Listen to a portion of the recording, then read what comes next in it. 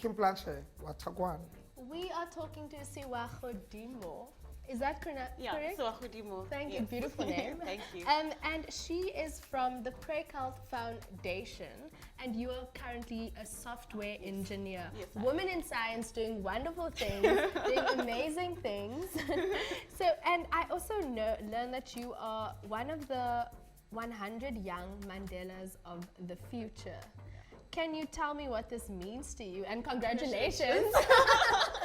So when I got the email, I was really shocked. I still don't know who nominated me. If you're out there, thank you.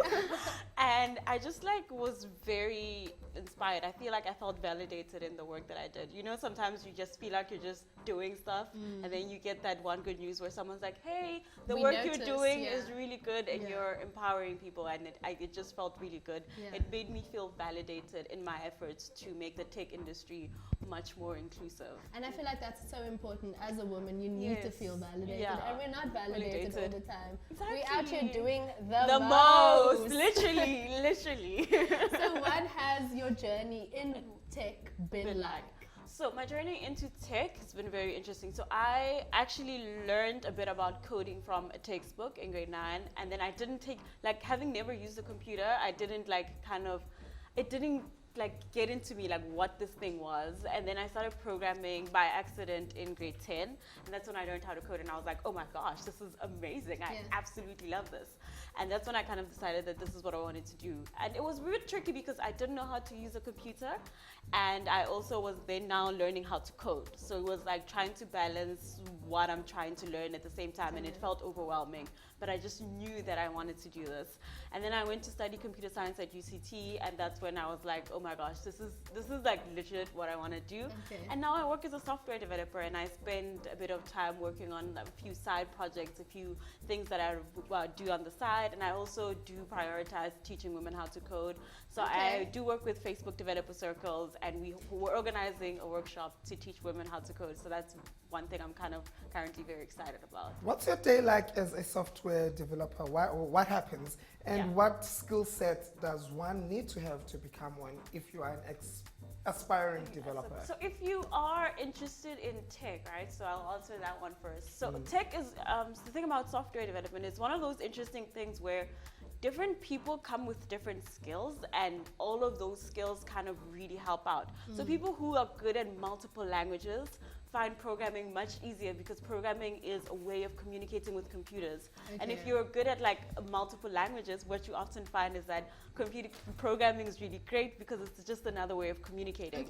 Yeah, and people who are also good with logic, and people who feel that things need to be set out this step after that step after this step, they enjoy programming because that's what it is. You're giving it a set of instructions that it follows. And then people who are also into mathematics often also like computers because it can be very mathematical. So programming is such a broad sense of skills that people with different skills end up enjoying it either way. So if you are into programming, and I would just say there's no prerequisite, just get into it, learn a thing or two, see if you enjoy it. You may find that there's other skills you've learned elsewhere that make you a better programmer. And what does your everyday look like? My everyday, so currently I go to work, and what we do is we work in a team. So all developers work in a team. And I know there's this stereotype of the hacker who's in their room in the dark and they're all alone. That is not true. I mean, you can choose to if you want, but most of us work in a team. We work with other developers, and we take on big tasks. And what we do is we break it down into little tasks, and we make these little things called tickets. They're just little cards that give a description of the work that you're going to do and how it's going to be done.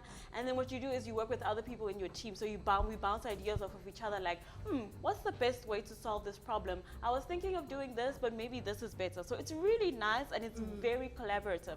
One of the myths about computer science is that it's a single person's job, but it's actually very collaborative. Yeah. And can you talk to me about some of the challenges maybe in the team that you find as a software engineer? So some of the challenges in the team as a person, so we're developing products for people. Okay. And sometimes it can be very challenging in terms of what's the best approach in terms of how much weight should be in the program versus how much should be what's best for the user. So especially when you're designing for such a diverse country, so different things can mean different things for different people. Okay. And we may have different understandings of different things. So trying to design for everyone is very tricky. And that's often one of the more challenging things, is trying to build something that everyone will interpret the same way. And Ekse understands that community work is very close to your heart. Yeah. Can you share with us some of the projects that you've been working on? Yes, so one of the things that me and my little sister started working on is a Q&A site for high school students. So we're still trying to work on that to allow high school learners to ask questions and then get answers. So a lot of the time when learners try to get educational resources, what you often find is that it's very much, this is a paragraph explaining this thing. Yeah. And there's no feedback for you as a student to go, but what does this mean? You're saying this one thing, but what does that mean? And what does it look like? Yeah. And also to be able to ask in a way that makes sense to you, because most South African learners, although they learn in English at school, what we often find is that you interpret it in your home language. So being able to ask a question in a way that makes sense to you makes a huge difference. Oh, so they can ask questions in their home language? Yeah. Yes, we're still working on the platform. It's called Buza Answers, and that's one of the things I'm working on. Another thing we're working on is a workshop to teach women how to code. Okay. So we're calling it the Women's Coding Workshop. So there's no prerequisites if you don't know how to code, but you're kind of like just a little bit interested. That's what we're doing the workshops for, and it's going to be me and a few of my colleagues and friends who are software developers, and we're just going to be teaching people how to code and just to kind of inspire an interest or at least some kind of understanding of programming.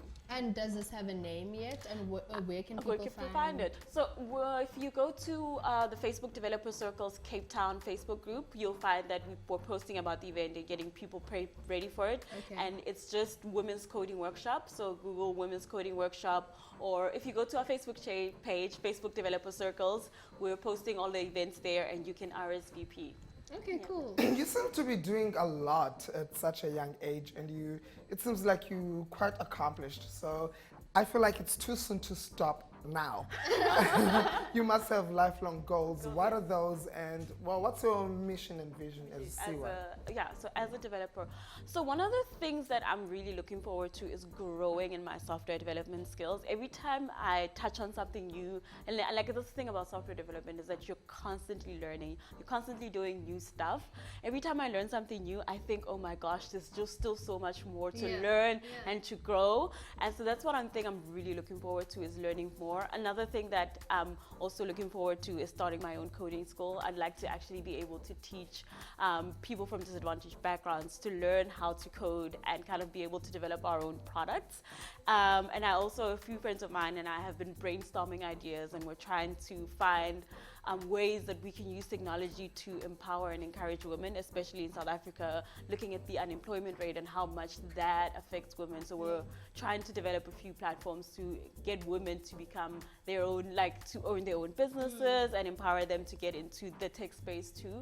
So that's one of the things that I'm looking forward to just inspire more women to get into tech, or at least to be able to use tech to really help people improve their lives. Wow, that is great, and that's so amazing, because I feel like it's really necessary. But it's also, you're so vibrant, and I hope the camera can pick this up, because this energy is so contagious, and it's really beautiful. Thank you. What are some of the career highlights, your career? So my career highlights, oh my gosh. So sometime it was in April, so just before I turned 20, after I turned 24, actually, I got a chance to go to San Francisco and Silicon Valley to the Facebook developers event. So I was sitting right there, and Mark Zuckerberg was right there, and I was like, this is totally normal. And I also participated in the Facebook developer hackathon, and we were up for 2 days, and I was up building a product, and I was really scared because we were in a team with 10 developers from about 7 different countries, and this was India, and we had people from India, Portugal, Brazil. We had someone from Sweden, and we had 2 people from America. Someone was from also from South Africa. So it was a very diverse team. And at that point, I was kind of like, this is such an international team. I feel like I'm representing my country. Yeah. And I was like, I have such little experience, and I was a bit nervous. But in the end, I did so well, and we made it through to the final rounds, which was very encouraging. So that for me was like an affirming highlight of my skills on an international stage. Of course. Yeah. And where can people get a hold of you? To get a hold of me, so I have a YouTube channel where I do talk a little bit about coding and a little bit about the tech industry. I'm trying to balance the two for people who maybe you're not intense and you're not into programming, but you're interested in what's going on in the tech industry, because there's always news, right? Yeah. So I do have a YouTube channel called Sunshine in My Code. You can subscribe to Sunshine in My Code. You can also follow me on It's sunshine. Sunshine. It just makes The sense. energy. So I also do have my Twitter account. You can follow me on Twitter. I am Sewagodimo_M. I don't tweet much, but if you tweet at me, I will definitely respond. So can we ask you questions and you can give us Yes, answers? I do have people like often DMing me going, oh my gosh, I have this budget for a computer, what should I do? And I recently had someone send me their course package and they were like, which subjects should I choose? And I'm like, I don't know.